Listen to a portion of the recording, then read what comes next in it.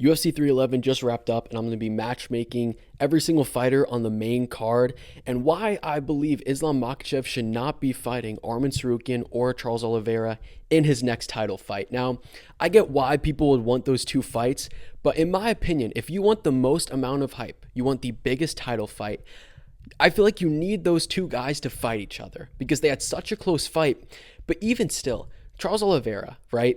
If he beats Arman Tsarukyan, if he finishes him, gets that loss back, gets his revenge, him versus Islam is a massive title fight.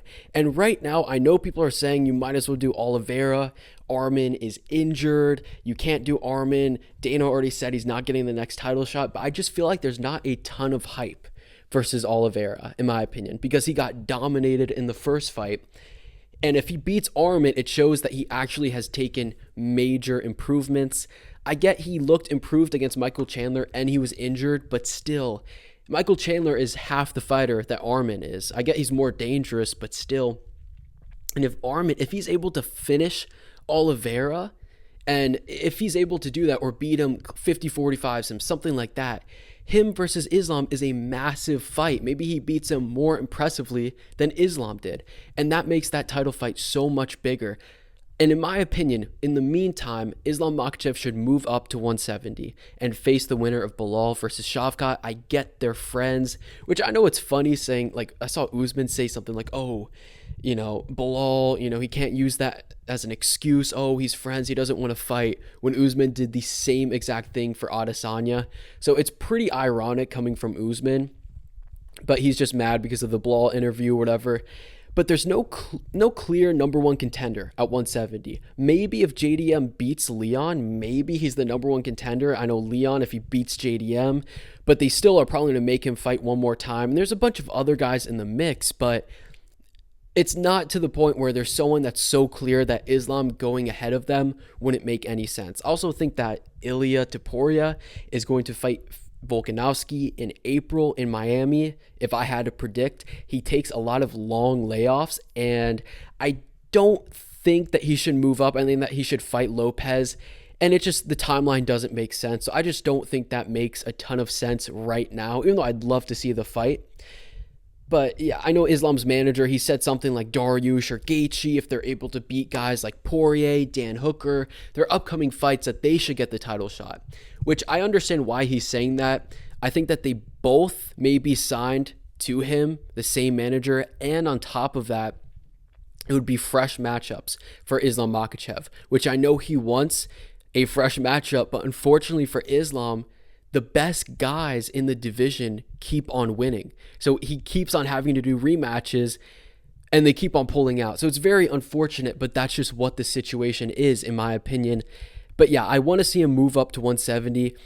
I think the only thing that makes sense is if you do Oliveira now quickly in, let's say, May or June, you want to keep Islam active and Arman is still injured, so there's no one else, then you could do the Oliveira rematch. That makes somewhat sense. Arman, I think, is his toughest fight, so I get why you want to do that fight, but they already said he's not getting the title fight. I think he still deserves a title fight, in my opinion, but that's what I think that they should do for Islam Makhachev, in my opinion. Moving on, Moicano. Pretty simple. He should do a quick turnaround. He didn't take really any damage. Dariush wants to fight in April. Again, he didn't fight. They both already studied each other. They both were preparing to fight for each other. I know Grant Dawson called out Dariush. Just rebook this fight in April, Miami. This makes perfect sense. I think Moicano trains, I think, at American Top Team in Florida. So this would make perfect sense. And I think Paddy Pimblett, I know people are saying he should fight Moicano. I think he's fighting Michael Chandler, so I think he's already signed. I say do this fight. Moving on, Merab. So he's kind of in the same situation where there's not a ton of fights for him. You have Peter Yan and Sean O'Malley, just like Islam Makhachev has Charles Oliveira and Arman Tsarukyan, but neither of those guys are undeniable for a title shot.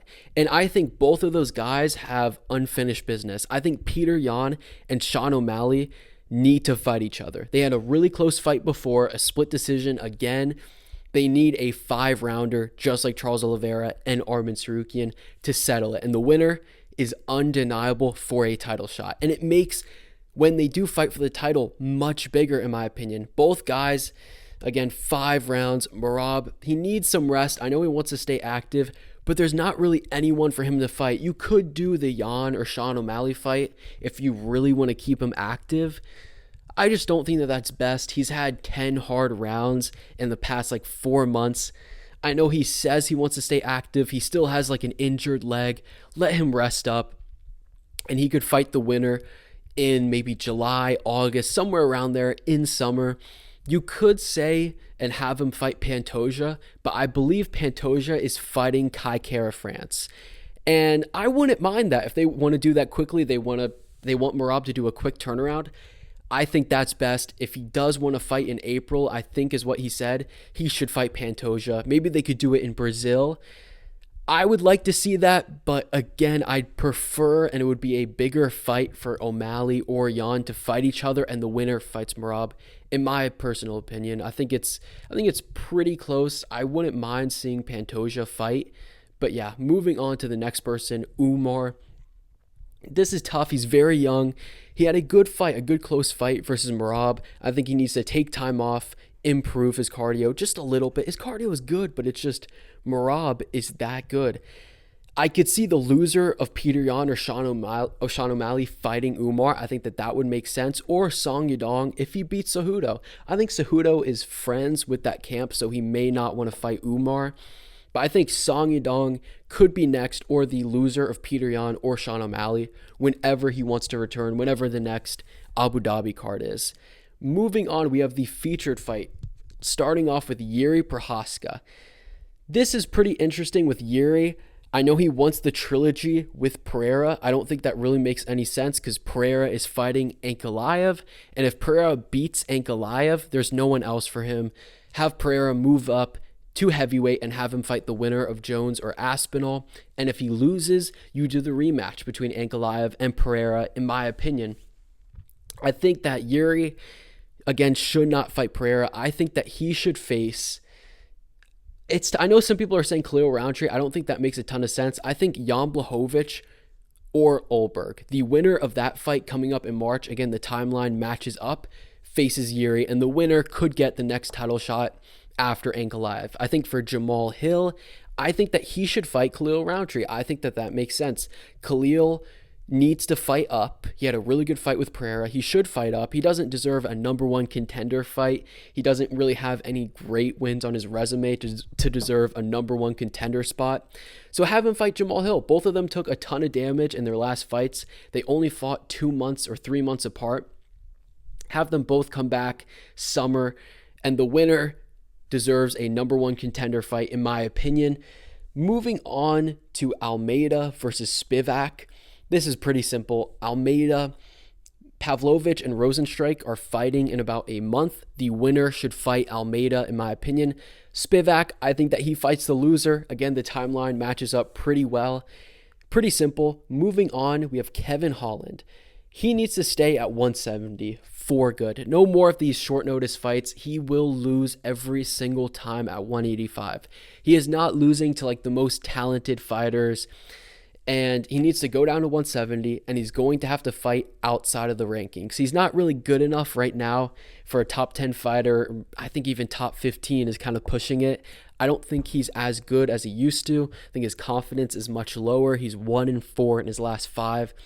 And he's no longer considered a great or good win for anyone else. He's just an okay win at this point. Who he should fight? Someone that's rising up in the rankings but not really ranked. I say give him Mike Mallet. I would like to see that fight, or maybe an RDA. I'd also like to see that. RDA said, I believe he's staying at 170 for good. And De Ridder, who should he fight? I think he deserves a ranked opponent. It's tough to see who he should fight. I say give him the easiest matchup. Someone who's not, super easy. He's talented on the ground. Give him Roman Dolidze. I'd like to see that. I want to see the grappling between those two guys. I think Roman Dolidze, his grappling is insanely underrated. And he's okay on the feet. He's not great. They both have power. They both have decent power. And they both are phenomenal grapplers. I'd want to see that fight. Dolidze doesn't really deserve a huge fight up. And they both just beat Kevin Holland in the first round. Payton Talbott, the last person, I say at this point, don't fight for another year. He's super young. You don't want to risk anything. I know people are saying it's the UFC's fault. They rushed him too quick. Barcelos, he's not that good. He's not that good. He's not a can. He has a ton of experience. No one is getting 30-26 by him. That is awful. And I saw people on like TikTok saying that it's not a real fraud check. It's just because he lost doesn't mean it's a fraud check.